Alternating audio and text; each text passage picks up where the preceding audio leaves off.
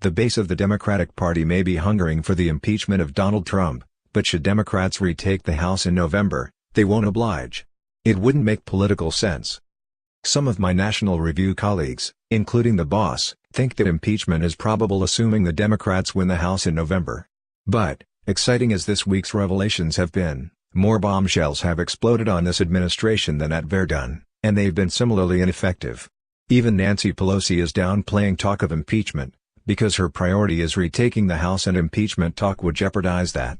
She must have internal polling numbers that indicate impeachment is seriously unpopular. The Democrats are likely to win back the House with a small to medium majority dependent on moderates taking seats in districts that Trump won. These incoming freshmen in purple or even red districts are going to want to avoid being painted as extreme partisans who obsess over political gamesmanship instead of moving the country forward. Even if the Alexandria Ocasio-Cortez wing of the party pushes mightily for impeachment, the moderates will be eager to distance themselves from the radicals. Pelosi, or whoever the next Speaker of the House is, may not be enthusiastic about it anyway. It would inevitably be a meaningless symbolic gesture, because everyone knows there is as yet no prospect of getting 2/3 of the Senate to agree to remove the president from office. And it would likely wind up helping President Trump much as it helped Bill Clinton. Come January, all of the political energy will turn to the 2020 election cycle. Democrats will, finally, realize that there is no point to relitigating the last election and that Trump was legitimately elected. There isn't any way to reverse what happened in 2016, no matter how many Facebook memes and shady meetings Russia arranged. The Democrats are all but certain that anyone they nominate in 2020 will be able to beat Trump. The last thing they want is to put any wind in Trump's sails, and impeachment would likely do that. Besides, they have a much more enticing option than impeachment. They can use control of the House to launch an endless series of hearings and investigations. Armed with subpoena power, they will be able to create daily headlines making Trump and the Republican Party look bad, with innumerable opportunities to get themselves on the news and grandstand. In response, Trump will surely go bonkers and say and do all kinds of erratic and inappropriate things that bump up the probability of his defeat in 2020.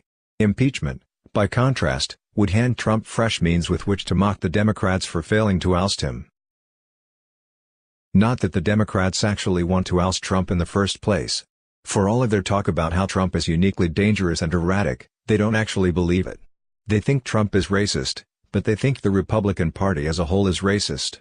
They think Trump is misogynist, but they think that of Republicans in general. They think Trump is heartless and cruel, but they thought the same of Mitt Romney. Trump to them is just a normal Republican who doesn't bother to wear a mask of decency. Spend a few minutes on Twitter playing up the possibility of a Pence administration, as I did this week, and you'll see what I mean. No way will the Democrats concede that Pence is at least a normal, stable political figure and would be an improvement over Trump. Democrats find nothing good in any conservative, ever, until he is safely retired or dead. Every Republican president is the worst president ever, until the next one. Moreover, defeating a normal, incumbent president in a time of peace and prosperity is almost impossible. If Pence became president and immediately restored a sense of normalcy, he'd be much harder to beat than Trump in 2020. That Michael Cohen implicated the president in a violation of election law this week may be shocking, but it isn't going to alter Trump's future much. It isn't going to lead to an indictment, due to long-standing Justice Department policy that sitting presidents can't be indicted. And it isn't going to lead to impeachment because that would be politically imprudent and pointless for Democrats. No doubt there are many more scandals yet to come, and maybe something so egregious will emerge that the Senate becomes open to removing Trump. But based on what has emerged so far, Trump's not going anywhere until at least January 20, 2021.